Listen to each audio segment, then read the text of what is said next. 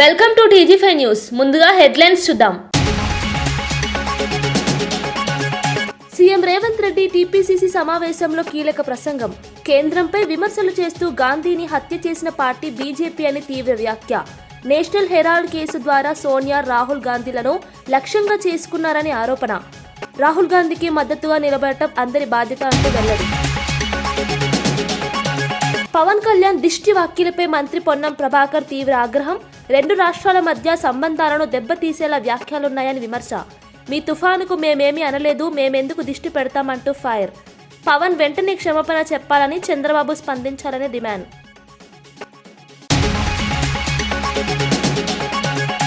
గత 5 ఏళ్లలో సాగునీటి రంగాన్ని జగన్ ప్రభుత్వం ధ్వంసం చేసిందని మంత్రి నిమ్మల రామానాయుడు విమర్శ. 2027 జూలై నాటికి పోలవరం ప్రాజెక్టును పూర్తి చేయడమే లక్ష్యమన్న మంత్రి. ఏడాదిలో హంద్రీనీవా పనులు పూర్తి చేసి రాయలసీమకు నీరందిస్తామన్న నిమ్మల.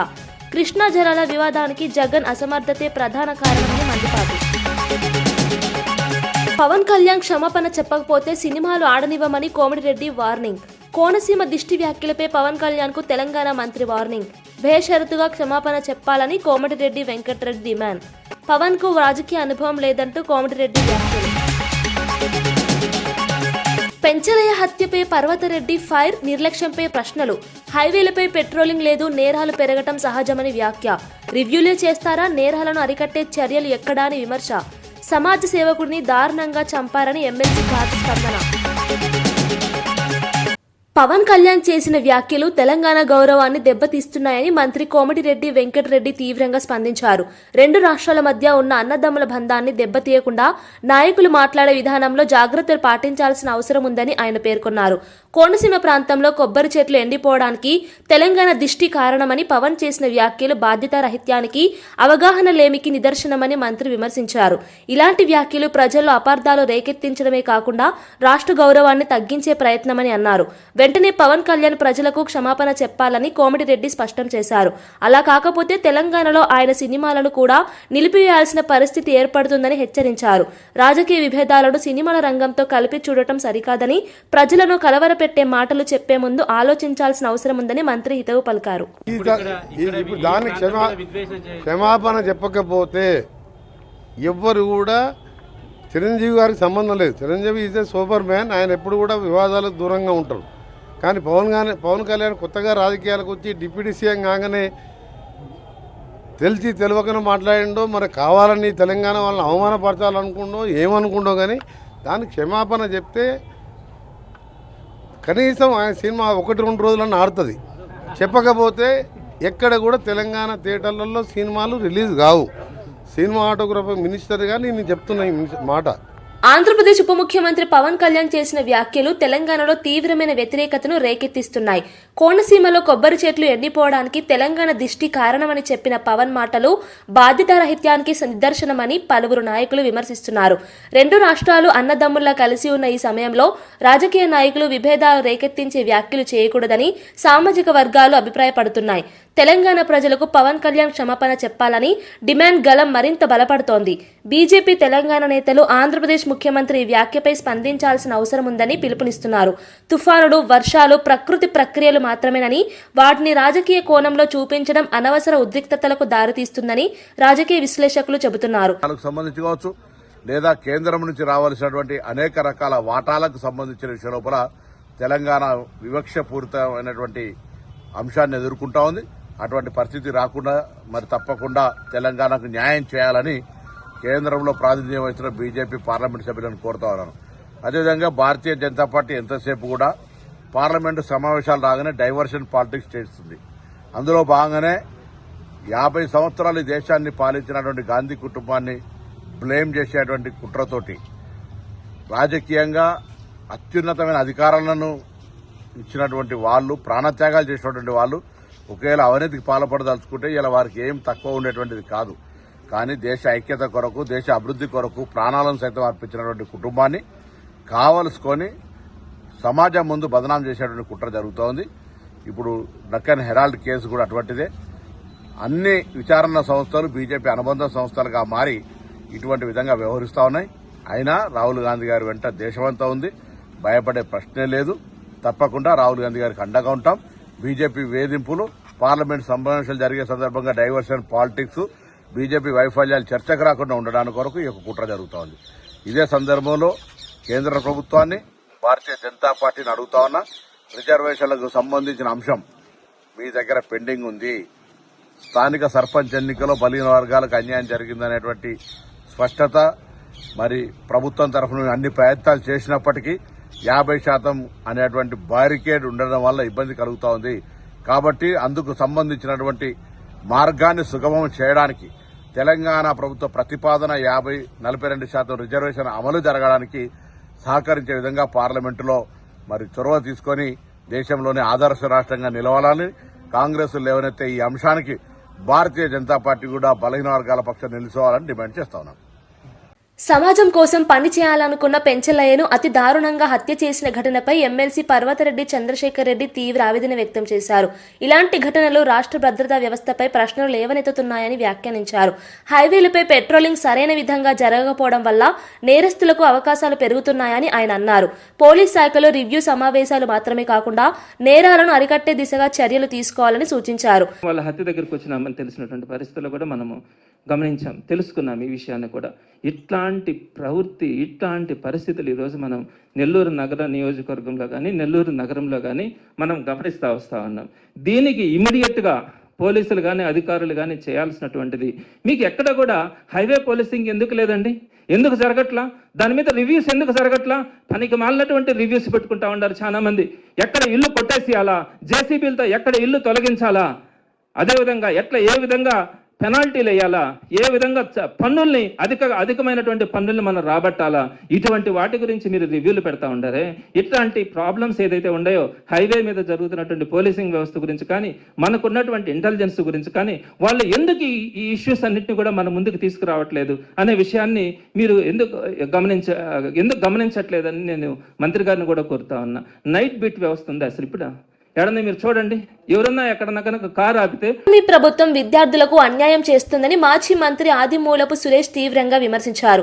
8 త్రైమాసికాలుగా ఫీజు రియంబర్స్మెంట్, వసతి దీవెన విడుదల చేయకపోవడం వల్ల వేలాది మంది విద్యార్థులు తీవ్ర ఇబ్బందులు పడుతున్నారని ఆయన ఆవేదన వ్యక్తం చేశారు.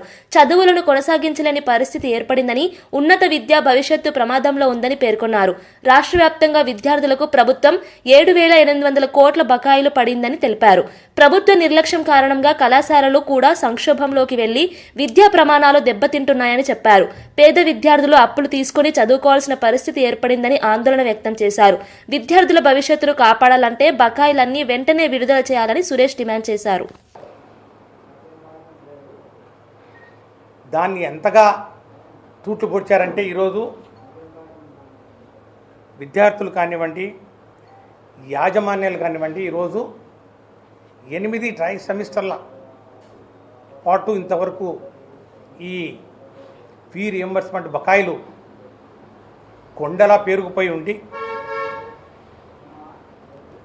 వీరి యొక్క భవిష్యత్తు కళాశాలలు, ప్రైవేట్ కళాశాలలు కానివ్వండి, ఈరోజు పాలిటెక్నిక్ కాలేజీలు, ఐటీఐ కాలేజీలు, డిగ్రీ కాలేజీలు, పీజీ కాలేజీలు, ఇంజనీరింగ్ కాలేజీలు, మెడికల్ కాలేజీలు, వీళ్ళన్నీ ఈ కాలేజీల యాజమాన్యాలు అట్లాగే విద్యార్థుల మనుగడ కానివ్వండి, వారి భవిష్యత్తు కానివ్వండి ప్రశ్నార్థకంగా మారింది. కూటమి ప్రభుత్వం వచ్చిన తర్వాత 8 త్రైమాసికాలకు సంబంధించి పిల్లలకు ఫీజు రియంబర్స్మెంట్ ఇప్పటివరకు ఇవ్వలేదు. 8 త్రైమాసికాలంటే ఒక్కొక్క త్రైమాసికానికి 700 కోట్ల రూపాయలు చొప్పున 8 త్రైమాసికాల కంటే 5,600 కోట్లు. ఇది వసతి దీవెన. ఇక హాస్టల్లో మరి విద్యార్థులు ఉండాలి, మరి వారికి ఈ మెయింటెనెన్స్ ఖర్చు దానికి సంవత్సరానికి 1,100 కోట్లు చొప్పున 2 సంవత్సరాలు. కర్ణాటకలో ముఖ్యమంత్రి పదవిపై ఏర్పడిన అంతర్గత రాజకీయ చర్చలకు CM Siddaramaiah, deputy CM DK Shivakumar ముగింపు పలికారు. అధిష్టానం తీసుకునే నిర్ణయానికే తాము పూర్తిగా కట్టుబడి ఉన్నామని ఇద్దరు స్పష్టంగా ప్రకటించారు. ప్రభుత్వ స్థిరత్వం, పరిపాలనా సామర్థ్యాన్ని కాపాడేందుకు కలిసికట్టుగా పనిచేయడం తమ బాధ్యత అని చెప్పారు. వ్యక్తిగత అభిలాషలు పక్కన పెట్టి రాష్ట్ర అభివృద్ధి లక్ష్యమని నేతలు తెలిపారు. కాంగ్రెస్ పార్టీ పట్ల తమకు ఉన్న నిబద్ధతను మరొకసారి గుర్తు చేస్తూ 2028 ఎన్నికల్లో పార్టీ విజయమే ప్రధాన లక్ష్యమని పేర్కొన్నారు. పేర్కొన్నారు. అంతర్గత పోరు లేదు, మీడియా సృష్టించిన అపోహాలు మాత్రమేనని చెప్పారు. ప్రజా సంక్షేమ కార్యక్రమాలు, అభివృద్ధి ప్రాజెక్టులు, ఆర్థిక నిర్ణయాలు ప్రభుత్వ ప్రాధాన్యాలు అని వాటిపై తమ దృష్టి కొనసాగుతుందని స్పష్టం చేశారు. రాష్ట్ర రాజకీయ వాతావరణం ప్రశాంతంగా ఉండేలా అన్ని నాయకులు కలిసి పనిచేస్తారని చెప్పారు.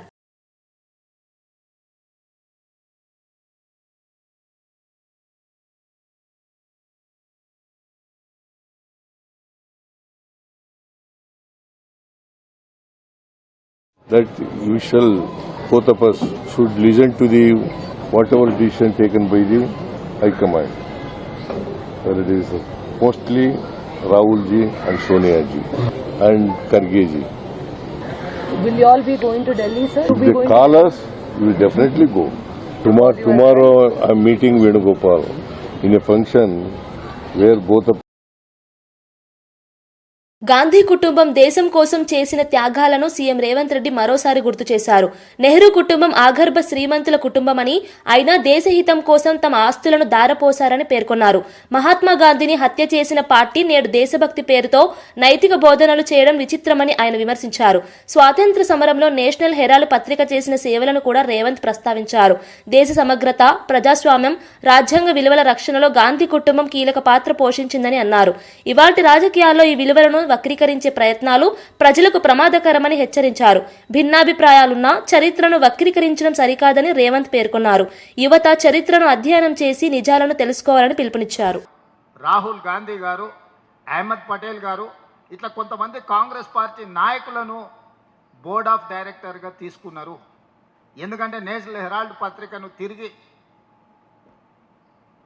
ప్రచారంలోకి తీసుకురావాలి, కాంగ్రెస్ ఐడియాలజీని ప్రమోట్ చేయడానికి కాంగ్రెస్ పార్టీకి ఒక పత్రిక ఉండాలి, ఈ పత్రికను కాంగ్రెస్ పార్టీ నడపాలనుకుంటుంది. కాబట్టి సోనియా గాంధీ గారు, రాహుల్ గాంధీ గారు, మల్లికార్జున్ ఖర్గే గారు, ఇతర కాంగ్రెస్ పార్టీ నాయకులందరూ కూడా నేషనల్ హెరాల్డ్ బోర్డులోకి వచ్చి ఆ పత్రికను పునరుద్ధరించే ప్రయత్నం చేసిండ్రు. దానికి అవసరమైన షేర్ క్యాపిటల్కి సంబంధించి కాంగ్రెస్ పార్టీ నుంచి నిధులను బదిలీ చేసి ఆ నిధులను ఆ రిటైర్మెంట్ ఉద్యోగస్తులకు రిటైర్మెంట్ బెనిఫిట్స్ ఇచ్చి పంపించింది. ఇందులో ఏ ఒక్క రూపాయి కానీ ప్రభుత్వానికి సంబంధించింది ఇందులో లేదు. ఏ ఒక్క రూపాయి ఎవరు తమ జేబులోకి తీసుకోలేదు. ఆస్తులు నెహ్రూ గారివే, ప్రారంభించింది నెహ్రూ గారే. నెహ్రూ గారి వారసత్వంగా ఉన్న ఈ కాంగ్రెస్ పార్టీ ఆ పత్రికను నడపాలని, ఆ పత్రికను ఈనాడు ఉన్న కాంగ్రెస్ పార్టీ మన కాంగ్రెస్ నాయకులను బోర్డులోకి తెచ్చి దానికి పెట్టుబడి పెట్టి తీసుకున్నారు. దీనికి మనీ లాండరింగ్ కేసు పెట్టి, ఈడీ కేసులు పెట్టి, ఇన్కమ్ ట్యాక్స్ కేసులు పెట్టి, కొత్త కేసులు పెట్టి మానసికంగా సోనియా గాంధీ గారిని, రాహుల్ గాంధీ గారిని వేధించడమే కాకుండా గంటల కొద్దీ, రోజుల కొద్దీ ఈడీ ఆఫీస్లో పిలిచి కూర్చోబెట్టారు. అయినా మానసిక ధైర్యాన్ని కోల్పోకుండా సోనియా గాంధీ గారు, రాహుల్ గాంధీ గారి కేసులను అన్నిటిని ఎదుర్కోవడం జరిగింది. వాళ్ళు భయపెట్టి లొంగ తీసుకోవాలనుకుంటే రాహుల్ గాంధీ గారు స్పష్టంగా చెప్పారు. ఫ్యూచర్ సిటీలో జరగనున్న తెలంగాణ రైజింగ్ గ్లోబల్ సమ్మిట్ ఏర్పాట్లను మంత్రి శ్రీధర్ బాబు స్వయంగా పరిశీలించారు. సమ్మిట్ ప్రాంగణంలో జరుగుతున్న పనులను అధికారులు, విభాగాధిపతులతో కలిసి సమీక్షించి పలు సూచనలు చేశారు.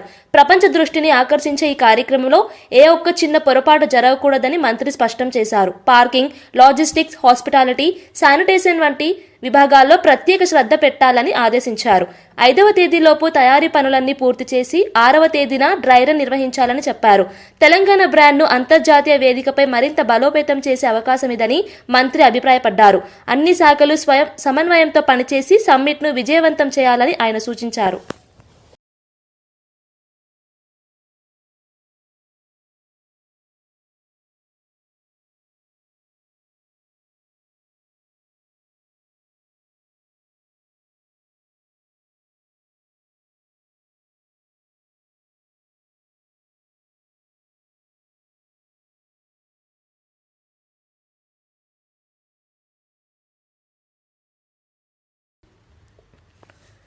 ఉప ముఖ్యమంత్రి పవన్ కళ్యాణ్ వ్యాఖ్యలు బాధ్యతారహిత్యంగా ఉన్నాయని ఎమ్మెల్సీ అద్దంకి దయాకర్ తీవ్రంగా విమర్శించారు. తెలంగాణలో ఒకలా, ఆంధ్రప్రదేశ్లో మరోలా మాట్లాడే పవన్ అవకాశవాది రాజకీయాలు సమాజానికి మంచి కావని పేర్కొన్నారు. బీజేపీతో ఉన్నప్పుడు ఒక విధంగా, టీడీపీతో పొత్తులో ఉన్నప్పుడు మరొక విధంగా మాట్లాడడం పవన్ రాజకీయ స్వభావాన్ని స్పష్టంగా చూపుతోందని అన్నారు. ఆంధ్ర, తెలంగాణ మధ్య చిచ్చు పెట్టేలా డిప్యూటీ సీఎం హోదాలో వ్యాఖ్యలు చేయడం అత్యంత తప్పుడు సందేశం ఇస్తుందని దయాకర్ ఆవేదన వ్యక్తం చేశారు. రాష్ట్రాలుగా విడిపోయినప్పటికి కూడా తెలుగు ప్రజలంతా కూడా కలిసిమెలిసి ఉన్న పరిస్థితి తనకు తెలియకపోవడం అనేది విచారకరం. అన్నిటికంటే ముఖ్యంగా ఏంటంటే అవకాశవాద ప్రకటనలు పవన్ కళ్యాణ్ నుంచి రావడం అనేది తెలుగు ప్రజలు కూడా కోరుకోవట్లే. సరే, అనాలోచిత స్టేట్మెంట్సా లేకపోతే ఉద్దేశపూర్వకంగా చేస్తుందా అనే దాంట్లో అనాలోచిత స్టేట్మెంటే కనబడుతుంది మనకు. కాబట్టి గోదావరి ఎప్పుడు కూడా తెలుగు ప్రజల్ని సమానంగానే చూసింది. ఏ విధంగా కోనసీమను చూసిందో అదే విధంగా తెలంగాణను కూడా చూసింది. ఇక్కడ ప్రాజెక్టు లేకపోవడం వల్ల తెలంగాణ కొంత వెనుకబాటుతనంతో ఉన్నది, కానీ ప్రాజెక్టులు అయితే మరింత మేలు జరిగేది. కాళేశ్వరం లాంటిది సక్సెస్ అయి ఉంటే మంచిగానే ఉండేది. కానీ ఈ అంశాలలో తనకు అవగాహన లేకపోవడం వల్ల కేవలం రాజకీయ ప్రేరేపిత ప్రకటనలతోనే చిత్తూరు జిల్లా కోవూరు నియోజకవర్గంలోని గండవరం ఫ్లైఓవర్ సమీపంలో గంజాయి విక్రయిస్తున్న దంపతులను పోలీసులు రంగంలోకి దిగుతూ అరెస్ట్ చేశారు. బక్కి చిన్నరాజా, బక్కి లక్ష్మి దంపతులుగా గుర్తించిన వారికి చెందిన 7 కిలోల గంజాయిని పోలీసులు స్వాధీనం చేసుకున్నారు. గంజాయి విక్రయాలు పెరుగుతున్న నేపథ్యంలో పోలీసులు పర్యవేక్షణను కఠినతరం చేశారు. యువత జీవితాలు నాశనం కాకుండా చట్టం కఠిన శిక్షలు విధిస్తుందని కోవూరు సీఐ సురేంద్రబాబు హెచ్చరించారు. గంజాయి వ్యాపారులను ప్రోత్సహించే ఏవైనా నెట్వర్క్లుంటే వాటిని కూడా గుర్తించి చర్యలు తీసుకుంటామని తెలిపారు. గంజాయి సమాచారం ఇస్తే వివరాలు గోప్యంగా ఉంచి రక్షణ కల్పిస్తామని ప్రజలకు హామీ ఇచ్చారు. నిబంధనలు ఉల్లంఘించిన వారిపై నిర్దాక్షిణ్యంగా చర్యలు తీసుకుంటాం. నిన్న నెల్లూరు జిల్లాలో ఈ మధ్యకాలంలో రౌడీ షీటర్లు, గంజాయికి సంబంధించినటువంటి గంజాయి తాగే వాళ్ళకి సంబంధించినటువంటి నేరాలు ఈ మధ్యకాలంలో కొంచెం ఎక్కువగా అవుతూ ఉన్నాయి. దీనికి సంబంధించి ఎస్పీ గారు పర్టికులర్గా నెల్లూరు చుట్టుపక్కల ఉన్నటువంటి ఊళ్ళన్నింటి మీద ప్రత్యేక దృష్టి సారించి సపరేట్గా దానికి టీమ్స్ అన్ని ఏర్పాటు చేసి మాకు కూడా ఇన్స్ట్రక్షన్స్ అన్ని క్లియర్గా ఇచ్చి గంజాయి మీద పర్టికులర్గా రైడ్ చేయమని చెప్పారు. ఈ క్రమంలో భాగంగా నిన్న సాయంత్రం 6 గంటల టైంలో మన వెంకటేశ్వర ఇంజనీరింగ్ కాలేజ్ దగ్గరలో ఉన్నటువంటి గండవరం ఫ్లైఓవర్ దగ్గర 2 వ్యక్తులను అదుపులోకి తీసుకున్నాం. బక్కి చిన్నరాజా, బక్కి లక్ష్మి అనేటువంటి ఇద్దరు కూడా భార్యాభర్తలు. ఇద్దరు కూడా నెల్లూరులోని డైకాస్ రోడ్లో ఫ్యామిలీ ఉంటారు. వీళ్ళు ఈ కాలేజీల దగ్గరికి అంత గంజాయి తెప్పించుకుంటారు. బయట నుండి ఎవరు ఒరిస్సాకు సంబంధించినటువంటి వ్యక్తుల దగ్గర నుంచి గంజాయి తెప్పించుకొని ఆ గంజాయిని కాలేజీల దగ్గర ఆ పిల్లలకి వాళ్ళకి అమ్ముతూ వాళ్ళ జీవితాలను పాడు చేస్తూ ఉంటే దానికి సంబంధించినటువంటి మన సిసిఎస్ సిఐ గారు అయినటువంటి అశోక్ బాబు గారు వాళ్ళ సిబ్బంది వాళ్ళ సహకారంతో నిన్న సాయంత్రం 7 కేజీలు గంజాయిని పట్టుకోవడం జరిగింది. పట్టుకొని మన డిప్యూటీ ఎంపీడీఓ గారు ఆ పక్కనే వాళ్ళ సహాయం తీసుకొని దీన్ని పట్టుకొని వాళ్ళిద్దరిని అరెస్ట్ చేయడం జరిగింది. ఇద్దరిని కూడా రిమాండ్కి పంపిస్తా ఉన్నాం. ఎవరు గంజాయి విక్రయించినా, ఎవరు గంజాయి తాగుతున్న సమాచారం వచ్చినా కానీ చాలా గట్టిగా దీని మీద యాక్షన్ తీసుకుంటాం. దీనికి సంబంధించి ఒకవేళ పోలీసులకి ఏదైనా సమాచారం ఇవ్వాలంటే కూడా పబ్లిక్ కావచ్చు, ప్రెస్ వాళ్ళు కావచ్చు, రెస్పాన్సిబిలిటీ సిటిజన్ ఎవరైనా సరే మీకు గంజాయి గురించి సమాచారం ఏమొచ్చినా సరే 112కి ఇమీడియట్గా ఫోన్ చేయండి. మేమే అక్కడికి రష్ అయ్యి దాని మీద యాక్షన్ తీసుకుంటాం. టీడీపీ రాష్ట్ర ఉపాధ్యక్షులు వేమూరి ఆనంద్ సూర్య పరకామణి దొంగతనం కేసుపై కీలక వ్యాఖ్యలు చేశారు. ఈ వ్యవహారంలో పాల్గొన్న దొంగల పాపాల చిట్టా పూర్తిగా సిద్ధమైందని తెలిపారు. పరకామణిలో జరిగిన దొంగతనాలు దేవాలయ వ్యవస్థపై ప్రజల నమ్మకాన్ని దెబ్బతీశాయని అన్నారు. నిందితులపై ప్రభుత్వం దృఢంగా చర్యలు తీసుకోవాల్సిన అవసరం ఉందని వ్యాఖ్యానించారు. ఈ కేసులో ఉన్న అనుమానాస్పద అంశాలన్నింటినీ ప్రభుత్వం బయట పెట్టాలని డిమాండ్ చేశారు. పరకామణి వంటి పవిత్ర ప్రదేశంలో ఇలాంటి దొంగతనాలు జరగడం దారుణమని పేర్కొన్నారు. నిందితులను గుర్తించే ప్రక్రియలో సాక్ష్యాలు బలంగా ఉన్నాయని, భాగస్వాములు ఎవరైనా కఠిన శిక్షలు తప్పవని అన్నారు. దేవాలయ వ్యవస్థకు సంబంధించిన భద్రతను ప్రభుత్వం పునర్వ్యవస్థీకరించాలని సూచించారు. ఈ కేసులో పోలీసులు శీఘ్రంగా దర్యాప్తు పూర్తి చేస్తారని ఆశాభావం వ్యక్తం చేశారు. ఈ కేసులో ఆనాడు నిందితులుగా చేరినటువంటి ఏవిఎస్ఓ సతీష్ కుమార్ గారు, రవిబాబు గారు, వీళ్ళిద్దరినీ కూడా మరి నాడు చైర్మన్గా ఉన్నటువంటి కరుణాకర్ రెడ్డి గారు దేవుడు సొమ్ముని డాలర్లని, $100 నొక్కేసి దాచేసుకుని బొక్కేసిన పద్ధతిలో వ్యవహరిస్తే వాళ్ళని పట్టుకున్నామని చెప్పి పట్టుకున్న వాళ్ళ చేత రాజీనామా చేయించామని చెప్పి, రాజీ కుదిర్చామని చెప్పి కోర్టు కేసులు, పోలీస్ స్టేషన్లో కేసులు వాళ్ళే పెట్టుకుంటారు, వాళ్ళే కాంప్రమైజ్ పిటిషన్లు వేసుకుంటారు. దీనికి కారణం భూమన కరుణాకర్ రెడ్డి. ఈ భూమన కరుణాకర్ రెడ్డి చేసినటువంటి అవకతవకలు బయటికి రాకూడదనే ఉద్దేశంతో కోట్లాది రూపాయలు పరకామణి వ్యవహారంలో డబ్బులు కాజేసినటువంటి భూమన కరుణాకర్ రెడ్డి తన పేరు, తన ఇది బయటకు రాకుండా ఉండాలనే ఉద్దేశంతో కేసుల్లో నిర్వీర్యం చెయ్యటానికి సతీష్ కుమార్ని హత్య చేశారు. సతీష్ కుమార్ని ఇక్కడ చూడండి, హత్య చేశారు. ఈ సతీష్ కుమార్ని ఎక్కడో రైల్వే ట్రాక్ మీద 10 మీటర్ల దూరంలో పడేసి ఉన్న శవాన్ని చూస్తే అక్కడికి తీసుకొచ్చి హత్య చేస్తే ఆ హత్యని ఆత్మహత్య అంటాడు కరుణాకర్ రెడ్డి. అంటే దీని మీద మనం ఆలోచించవలసినటువంటి అవసరం ఉంది. ఎందుకంటే వైసీపీ నైజం ఏంటండి, వాళ్ళు ప్రతిసారి కూడా వాళ్ళు చేసేటటువంటి హత్యల్ని ఆత్మహత్యలని చెప్తారు. ఇక్కడ కూడా హత్య చేసి ఆత్మహత్య చేసుకున్నాడేమో ఏవిఎస్ సతీష్ కుమార్ అని చెప్తున్నారు. అయ్యా, ఏవిఎస్ సతీష్ కుమార్ ఆత్మహత్య చేసుకుంటే ఎక్కడో రైల్వే ట్రాక్ మీద ఎందుకు చేసుకుంటాడు? తన ఊర్లోనే, తన ఇంట్లోనో, తన పక్కనో, తను ఉండే ప్లేస్లోనో చేసుకోవాలి కదా. రైల్వే ట్రాక్ దగ్గర ఎక్కడో హత్య చేసి తీసుకొచ్చి రైల్వే ట్రాక్ పక్కన పడేసి హత్య చేశారని చెప్తుంటే ఆయన బ్రదర్ ఏవిఎస్ సతీష్ కుమార్ గారి బ్రదరు చూడండి, ఆయన బ్రదరు ఒక కంప్లైంట్ ఇచ్చడం జరిగింది, పేపర్ స్టేట్మెంట్ ఇవ్వడం జరిగింది. హరి సతీష్ కుమార్ గారి బ్రదరు ఏం చెప్తున్నాడు, వాళ్ళ అన్నయ్యని సతీష్ కుమార్ని హత్య చేశారు, మర్డర్ చేశారు అని చెప్తుంటే కూడా మరి దాన్ని పరిగణనలోకి తీసుకోకుండా అధికారులని అయోమయ పరిస్థితిలోకి నెట్టివేస్తున్నటువంటి పరిస్థితి ఈనాడు పరకామణి కేసులో జరిగినటువంటి వ్యవహారం మనందరం చూస్తున్నాం. వైసీపీ జనరల్గా వైసీపీ నైజాన్ని మనం ఒకసారి చూసినట్లయితే సతీష్ కుమార్ హత్య మనకి కళ్ళకు కనపడినట్టు కనపడతా ఉంది. నాడు బాబాయిని హత్య చేశాడు. టీటీడీ పరకామణి చోరీ కేసులో కూడా సాక్షిని చంపి రైలు పట్టాల మీద పడేశారు, అక్కడ బాత్రూంలో పడేశారు బాబాయిని. పరకామణిలో జరిగినటువంటి ఫిర్యాదు టీటీడీ మాజీ విజిలెన్స్ ఏవిఎస్ సతీష్ కుమార్. దీన్ని తారుమారు చేసేందుకు అత్యంత దారుణంగా, చాలా దారుణంగా భూమన కరుణాకర్ రెడ్డి అండ్ టీం వ్యవహరిస్తున్నారనేటువంటి విషయాన్ని పారుదల శాఖ మంత్రి నిమ్మల రామానాయుడు సాగునీటి ప్రాజెక్టుల పురోగతిపై కీలక వివరాలు వెల్లడించారు.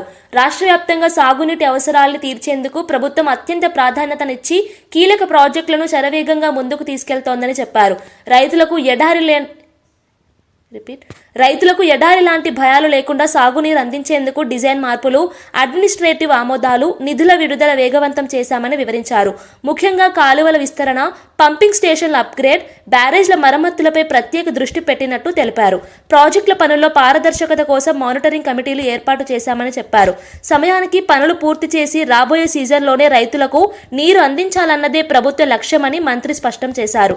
నీటి సమస్యలు తగ్గితే వ్యవసాయ ఉత్పత్తి పెరిగి ఆర్థిక వ్యవస్థ బలోపేతం అవుతుందని మంత్రి అభిప్రాయపడ్డారు.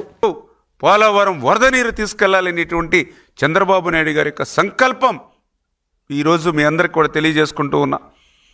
అదేవిధంగా రాయలసీమకు ఒక జీవనాడి హంద్రీ నివా. 5 సంవత్సరాల జగన్మోహన్ రెడ్డి పాలనలో నేను రాయలసీమ బిడ్డ అని చెప్పుకోవడమే తప్ప నాకు తెలుసుండి ఏ ముఖ్యమంత్రి చేయనిటువంటి ద్రోహం దగ జగన్మోహన్ రెడ్డి రాయలసీమకు చేశాడు. దానికి ఉదాహరణే హంద్రీ నివా. 5 సంవత్సరాల్లో ఒక్క తట్ట మట్టి పని చేయాల, ఒక్క అరబస్తా సిమెంట్ పెట్టల, ₹1 విడుదల చేయాల. ఆఖరికి 5 సంవత్సరాల్లో వాడుకున్నటువంటి కరెంటు మోటార్ల సంబంధించినటువంటి బిల్లులు కూడా ఎగ్గొట్టి వెళ్ళిపోయినటువంటి పరిస్థితి గత పాలనలో జగన్మోహన్ రెడ్డిది. కానీ ఈ కూటమి ప్రభుత్వం అధికారంలోకి వచ్చినటువంటి మొదటి సంవత్సరంలోనే హంద్రీ నివాకు 3,860 కోట్ల రూపాయలు ఈరోజు హంద్రీ నివాకు వెచ్చించి హంద్రీ నివా పనులు 5 సంవత్సరాల్లో మీరు చేయలేనిటువంటి పనిని ఒక్క సంవత్సరంలోనే చేసి చూపించి 738వ కిలోమీటర్ వరకు కూడా కృష్ణా జలాలను హంద్రీ నివా ద్వారా తీసుకెళ్ళి ఈవేళ చెరువులన్నీ కూడా వేసవి కాలంలో కూడా మండు వేసవిలో కూడా రాయలసీమలో జలాశయాలన్నీ కూడా జలకలతో ఉట్టిపడుతూ ఉంటే ఈవేళ రాయలసీమలో ఉన్నటువంటి ప్రజలు చెప్తూ ఉన్నారు, ఆ రోజు శ్రీకృష్ణదేవరాయల పరిపాలనా కాలంలో మా తటాకాలన్నీ కూడా కలకల్లాడుతూ ఉండేవి జలకలతో. మళ్ళీ ఈరోజు చంద్రబాబు నాయుడు గారి పాలనలోనే అటువంటి జలకల మా జలాశయాల్లో చూస్తున్నామని ఈరోజు రాయలసీమ వాసులు, రాయలసీమ బిడ్డలు, ఆడబిడ్డలు సైతం ఈరోజు ఆ కాలువల్లో పొంగి పొర్లుతున్నటువంటి నీటి దగ్గరకు వచ్చి పూజలు చేసి ఆ నీళ్లు నెత్తి మీద జల్లుకుని దండం పెడుతూ ఉన్నారని అంటే ఈవేళ రాయలసీమకి ఆ సాగునీరు, త్రాగునీరు అందించడంలో చంద్రబాబు నాయుడు గారి యొక్క పట్టుదల, కృషి అది మొదటి సంవత్సర పరిపాలనలోనే మనందరం కూడా చూస్తున్నటువంటి విషయం అనేటువంటి విషయాన్ని కూడా ఈ సందర్భంగా తెలియజేసుకుంటూ ఉన్నా. అదేవిధంగా వెలిగొండ పేరు ప్రతి సంవత్సరం ప్రతి ప్రభుత్వం, ప్రతి ముఖ్యమంత్రి చెప్తూనే ఉంటారు. కానీ మాటలు కాదు, చేతల్లో చేయాలనేటువంటి ఆలోచన ఈరోజు చంద్రబాబు నాయుడు గారిది. ఎందుకు ఈ మాట చెప్తూ ఉన్నానంటే వెలిగొండ అంటే ఈవేళ ప్రకాశం జిల్లా అత్యంత వెనకబడినటువంటి జిల్లా, ఫ్లోరైడ్ బాధితులు ఉన్నటువంటి జిల్లా. అటువంటి జిల్లాకు న్యాయం చేయాలనేటువంటి ఆలోచనతో చంద్రబాబు నాయుడు గారు ఈరోజు వెలిగొండకు అత్యంత ప్రాధాన్యతనిచ్చి ఈవేళ అత్యంత క్లిష్టమైనటువంటి టన్నెల్ పనులు ఏవైతే ఉన్నాయో అటువంటి టన్నెల్కి సంబంధించిన పనులు మేము కూడా రివ్యూలో చూసాం. టన్నెల్లో లైనింగ్ మేము మొన్న 2024లో అధికారంలోకి వచ్చేటప్పటికి చూస్తే 11 కిలోమీటర్ల లైనింగ్ జరిగింది. సరే, 11 కిలోమీటర్ల లైనింగ్ ఎన్ని సంవత్సరాలు పట్టిందయా అని చూస్తే దగ్గర 15 సంవత్సరాలు పట్టింది. అంటే 15 సంవత్సరాలు పడితే టన్నెల్లో 11 కిలోమీటర్ల లైనింగ్ చేశారు. మళ్ళీ ఇంకా మాకు ఎన్ని కిలోమీటర్లు చేయాలంటే ఇంకా 7.2 కిలోమీటర్లు ఉంది.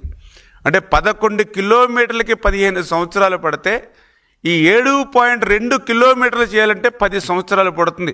అంటే ఆ రేషియోలో కనుక పని చేస్తే, కానీ అట్లా పని చేయట్లేదే ఈరోజు చంద్రబాబు నాయుడు గారు. ఎక్కడికక్కడ ఎంత అవసరం ఉంటే అన్ని నిధులు కేటాయిస్తూ ఎప్పటికప్పుడు ఏజెన్సీని హెచ్చరిస్తూ ఈవేళ అధికారంలోకి వచ్చినటువంటి మొదటి సంవత్సరంలోనే 3 కిలోమీటర్ల లైనింగ్ పనులు చేశాం. ఇంకా 4.2 కిలోమీటర్ల బ్యాలెన్స్ ఉంది. ఈవేళ ప్రతి నెలకి కూడా 600 మీటర్లు, అంటే మాకు ఇంకా 6 నెలల సమయం 2026 జూన్ కల్లా వెలిగొండను పూర్తి చేయాలనేటువంటి చంద్రబాబు నాయుడు గారి యొక్క సంకల్పం ఏదైతే ఉందో అది నెరవేరాలంటే నెలకి 600 మీటర్లు టార్గెట్ పెట్టుకుని ఎవ్రీ డే ఎవ్రీ టైం ఈవేళ ఏజెన్సీని, అధికారులను పరిగెట్టించి పనిచేస్తూ 2 గంటలు కాదు, 3 గంటలు కాదు, 4 కాదు, 5వ గంటని సైతం తెచ్చి ఈవేళ టన్నెల్లో వర్కులు చేస్తూ ఉన్నామనంటే ఇది వెలిగొండ మీద, ఇది ప్రకాశం జిల్లా మీద, ఫ్లోరైడ్ బాధితులు ఉన్నటువంటి జిల్లా మీద ఈరోజు చంద్రబాబు నాయుడు గారు పెడుతున్నటువంటి శ్రద్ధ ఇది ఒక నిదర్శనం. ఎందుకు ఈ మాట చెప్తున్నానంటే గతంలో కూడా చూసాం. ఒక పక్క హెడ్ వర్క్స్ పూర్తి అవ్వలేదు, ఇంకొక పక్క ఈ వెలిగొండలో టన్నెల్ పనులు పూర్తి కాలేదు, ఇంకొక పక్క ఈ వెలిగొండ టన్నెల్లో చిక్కుకుపోయినటువంటి టన్నెల్ బోరింగ్ మిషన్ ఏదైతే ఉందో ఆ టన్నెల్ బోరింగ్ మిషన్ వెలికి తీగిపోతే ఇప్పుడైనా ఒక చుక్క ముందుకు పోదు. కోర్టు వివాదాలు ఉన్నాయి, అవి పరిష్కారం కాలేదు. ఆ టన్నెల్ దాటి బయటకు వస్తే మీ అందరికీ తెలుసు అక్కడ ఏదైతే ఫీడర్ కెనాల్ ఉంది, ఫీడర్ కెనాల్ చూస్తే పెద్ద పెద్ద బొక్కలు పడి చిన్నపాటి వర్షం వస్తేనే ఊళ్ళ మీదకి వచ్చేస్తూ ఉన్నాయి. అటువంటి ఫీడర్ కెనాల్కి మళ్ళీ అక్కడ సీసీ వాళ్ళు కట్టాలి, అక్కడ మళ్ళీ లైనింగ్ చేయాలి. 21 కిలోమీటర్లు ₹1 పని లేదు 5 సంవత్సరాల్లో.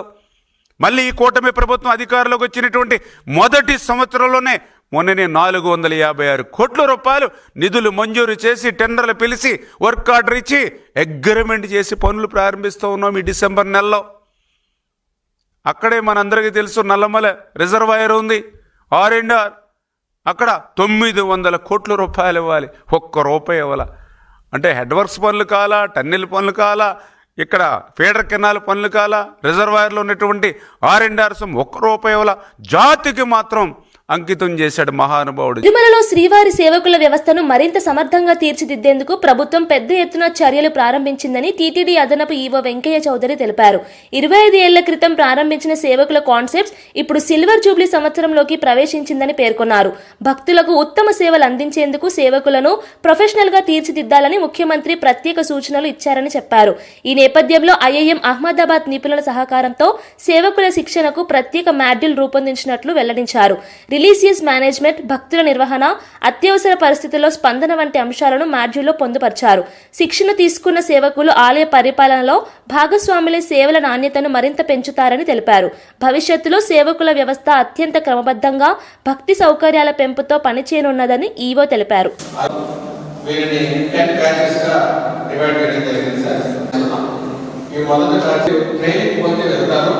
వెళ్ళిన తర్వాత ఒక 3 నెలల తర్వాత మనం ఏదైతే వాళ్ళ ప్రాంతంలోనే వాళ్ళందరికీ కూడా ట్రైనింగ్ ఇచ్చి పూర్తయిన తర్వాత వాటిని ఇక్కడ రెడీ అయ్యి తీసుకొని వాటిని ప్రింట్ చేసుకున్నాం సార్. అలాగే అది కూడా ఈ బ్యాచ్ అనంతరం కూడా వాళ్ళకి ఇచ్చారంటే ఏర్పాటు చేసుకున్నాం సార్.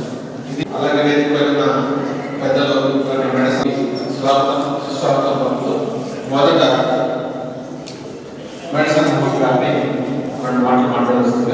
అందులో మీరు అప్రమత్తులై ఆ భగవంతుడు సేవ చేస్తూ ఉన్నారు. ధర్మరాజు రాజసూయాగం చేసినప్పుడు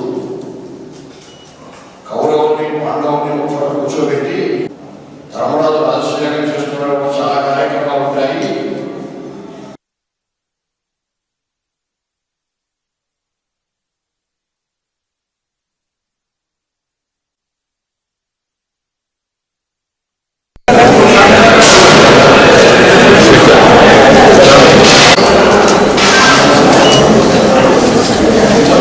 వార్తలు ముగించే ముందు ముఖ్యాంశాలు మరోసారి.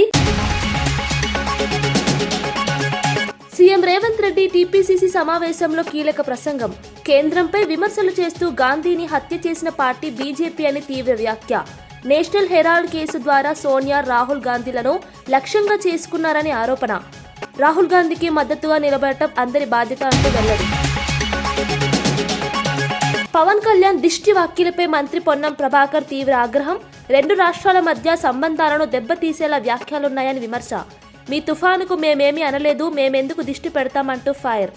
పవన్ వెంటనే క్షమాపణ చెప్పాలని చంద్రబాబు స్పందించాలని డిమాండ్.